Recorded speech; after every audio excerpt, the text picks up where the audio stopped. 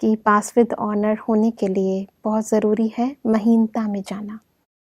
और जो महीन बुद्धि होंगे उनकी विशेषता होगी कि वो अपने को मोल्ड कर सकेंगे, सामना करने का उनमें साहस होगा।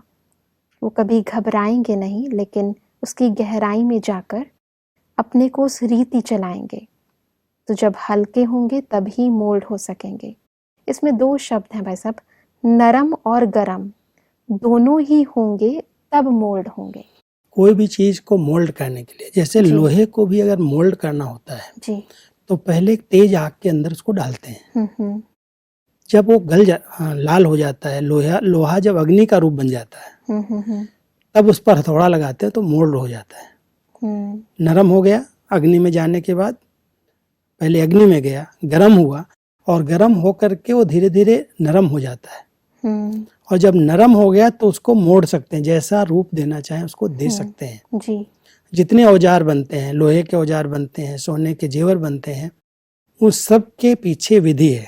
पहले गर्म करेंगे, फिर नरम होते उसको मोल्ड कर देंगे। परमात्मा वो मिसाल दे करके हमारे संस्कारों की तरफ ला रहे हैं। सर, इसमें बहुत ही सुंदर शब्दों में लिखा है कि कौन सी नरमाई और गरमाई है। जी। नरमाई है निर्माणता, नम्रता, और गरमाई है शक्ति स्वरूप। निर्माणता अर्थात स्नेह स्वरूप।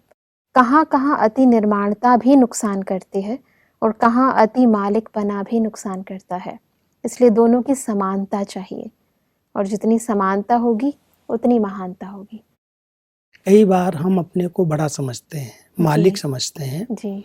और मालिक समझ करके जो मेरे विचार हैं, हाँ जी, जो मेरी बात है, वो सबको माननी चाहिए।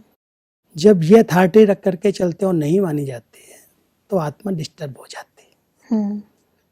मालिक है, ठीक है, मालिक बन करके राय दो, बात दो, लेकिन उसके पीछे ज्यादा लग करके हुआ नहीं हुआ, किया गया या नहीं किया गया, अगर इस बातों में गए तो आपकी स्थिति अच्छी नहीं बन सकती है।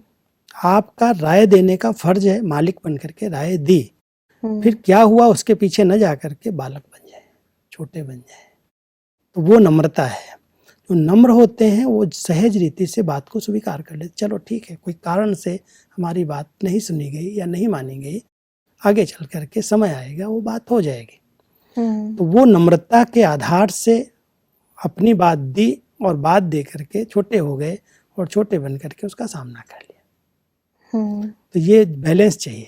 तो सभी बातें वैसे देखा जाए तो वैसे तो बहुत ही अच्छी है और महान बनने की है, लेकिन प्रैक्टिकल लाइफ में, क्योंकि जब किसी के पास अथॉरिटी आ जाती है और फिर वो कुछ ऑर्डर करे और फिर उसके सबऑर्डिनेट ना माने, तो कहीं ना कहीं इंसान सोचता है कि मैं क्यों झुकूं, मैं तो बड़ा हूं ना। तो वो जो अहंकार है या कहीं ईगो है या कहीं स्वामान है, उसको ठेस पहुंचती है। जी। लेकिन अगर आध्यात्मिकता को अपनाया हुआ है, जी, आध्यात्मिक व्यक्तियों के अंदर ये दोनों विशेषताएं बहुत अच्छी तरह से होती हैं। जी। आज हमारी दादी को हम देखते हैं, दादी जानकी जी भले एज में बहुत बड़ी हैं, अनुभवी हैं, कई बातें अथॉरिटी से हम लोगों को कहती हैं, ये करना चाहिए, होना चाहिए, लेकिन बाद में इतनी नम्रता से हुआ या नहीं हुआ स्वीकार कर लेते, कोई कारण होगा, नहीं हो पाया। उस समय नहीं सोचती मैं बड़ी हूँ, मैंने कहा क्यों नहीं हुआ।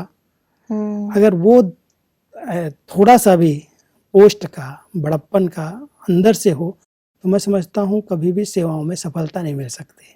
तो उन्होंने जिस तरह से हम सब की पालना की है, जो सिखाया है, हाँ जी, अथॉरिटी बन करके बात देती जरूर है, और बात हुई या नहीं हुई उसको बहुत ज़्यादा फोर्सली नहीं लेती, हो गई ठीक है, नहीं हुई तो हो जाएगी। तो इतनी एक झुकने की, नम्र रहने की, जिससे वो सम्मान दे सकें, दूसरों को स्नेही बना सकें, समीप ला सकें, ये क्वालिटी बड़ों में रही है। प्रशासक में क्वालिटी है जी। अगर प्रशासक है तो उसके अंदर ये दोनों क्वालिटी होनी चाहिए। शक्ति स्वरूप है, अथॉरिटी है, हम बात दें, लेकिन नहीं हो पाई है कोई कारण से तो बहुत स्नेह से अगर व्यवहार करें तो हो जाएगी। अगर अथॉरिटी चलाते रहेंगे तो हो सकता है वो बात सफल ना हो।